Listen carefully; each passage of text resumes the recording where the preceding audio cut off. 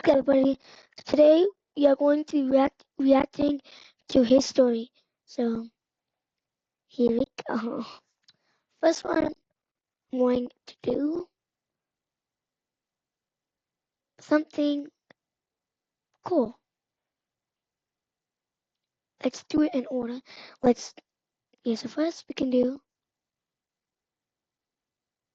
this one. Actually no.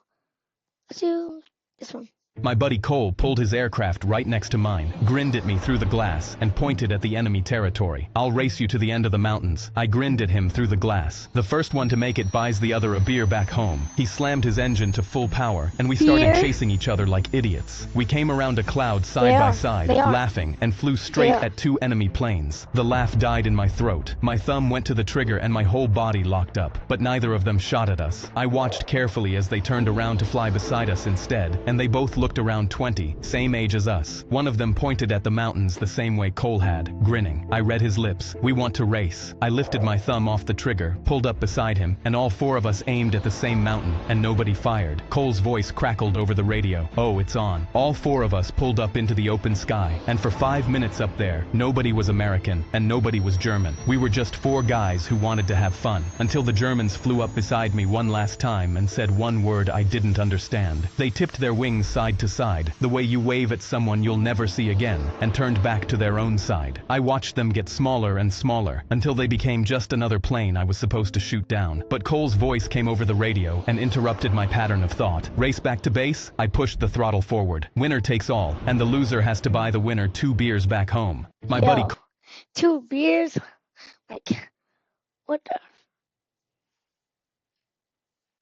Me and my son were at a fun fair and saw one of those hang for 2 minutes and win $100 bars bolted to the ground. The two men running it instantly began pushing my son forward, pressuring him to try. I gave them the $2, and they laughed as he jumped on and started hanging. What they didn't know was my son trains gymnastics and would easily win. I stood there smirking, because even though the bar was twisting to make him lose, my son was laughing. A crowd drifted over to watch, and with 40 seconds to go, I saw the men starting to sweat. They picked up long wooden poles and started jabbing them into my son's ribs and arms to make him drop. My jaw dropped, and I watched him grit his teeth and hold on, but I could see his knuckles going purple from the never-ending strikes. He screamed from the pain, and with 10 seconds to go, I felt rage take over. I rushed towards them to get their hands off my son. One of them stepped in my way with his pole, but I shoved him to the ground. But the other one was already physically prying my son's fingers off the bar. I wasn't quick enough, and my son fell into the dirt with 2 seconds left. He was crying, and I instantly knelt down and began examining his bruised hands. The crowd started booing and screaming at the men that they cheated, but they flipped their game board around, and my fists instantly clenched in anger. Game owners can increase the difficulty of the challenge at any time. They looked at my crying son and smirked. "He didn't win. It's not our fault he's not tough enough." I went to scream at them. They never told us this, but the crowd moved before I said a word. 20 people were swarming them and shoving them to the floor. They pulled their wallets from their pockets while the men begged no, but the cash was already in my son's hands. My son pressed the $100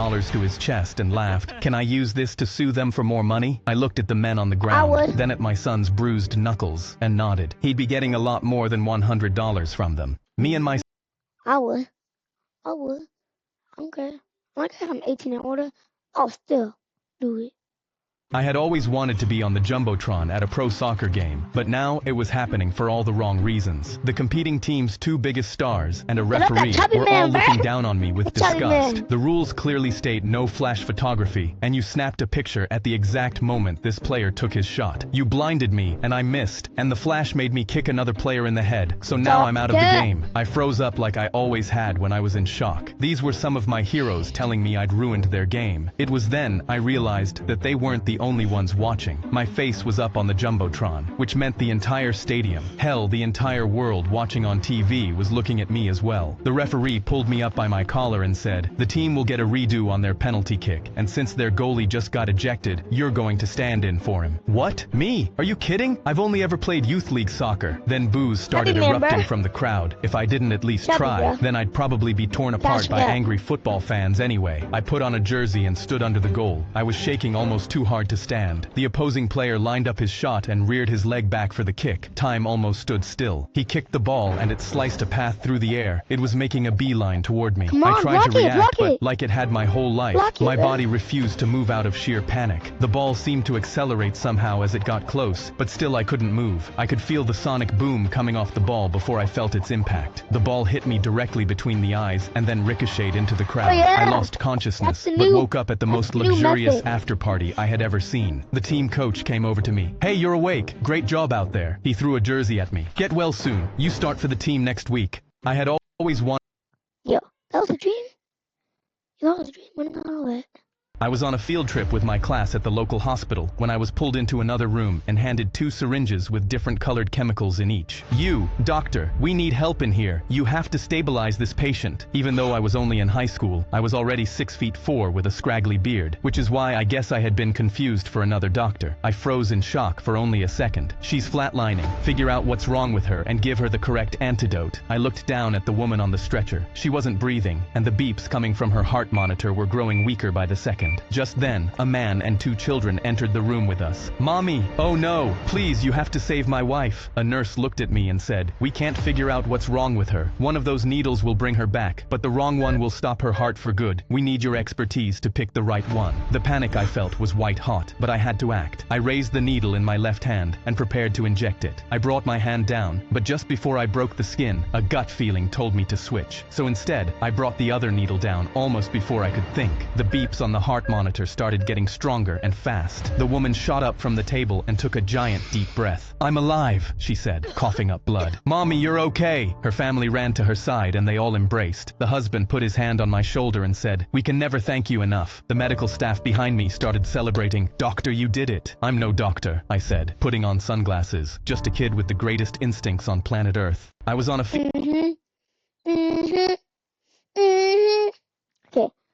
Okay. I was watching a zoo snake show when the cobra lunged and bit the volunteer's Oh, hand, oh and his my. smile dropped into a scream. I immediately stood up because I'm a zoologist and knew he had 30 minutes before the venom stopped his heart. A woman recording screamed, "That's my husband! Someone help him!" with her 2 kids crying at her legs. The zoo handler panicked and started tying a belt above the bite to save him, but I shoved through the crowd. "That belt will kill him faster! Call an ambulance and don't move him!" Every face turned to me like I was insane, but I knew if they didn't listen to me soon, they'd kill him. "If you move him, the venom reaches his heart faster. He needs to stay still until the medics arrive." But the handler shoved me back, flashing his badge. "Shut up! I'm trained for this. Step away now!" The crowd sided with him, and I watched him yank the belt tighter as the husband's fingers turned purple, every second pumping venom straight to his heart. So I dropped to my knees beside the volunteer and begged him to lie still, but he was staring at his kids. "I need to get to my kids." He started crawling toward them, No, but if he kept bro. moving, he would die in front are of you them. So I doing? held him down, and the wife screamed, "He's trying to kill my husband." Then the handler ripped me off of him, and the husband dragged himself across the concrete toward his kids. But halfway there, his arms buckled and his eyelids started drooping shut, and my blood ran cold because I knew he listen only to had him. seconds left. So I swung Stupid. and knocked the handler flat, then threw myself over the husband and pinned him down so he'd stop moving. The wife clawed at my back, screaming for someone No, to pull me off, of but I course- kept my weight of on him. course. His breaths were A getting Karen shorter under here. me, and I didn't know Karen. if he'd make it. Then tires screeched, and 2 paramedics shoved through the crowd. One took one look at me and yelled, "Yes, keep him still." The whole crowd went quiet as they looked at the handler with disgust. The paramedics pushed the anti-venom in, but he shook his head. "He's going to lose the arm because of the belt, but you saved his life by not letting them move him." The wife sank down beside me. "I'm so sorry," as his kids ran into his arms. He almost died trying to reach them. Now he finally could. I was watching a zoo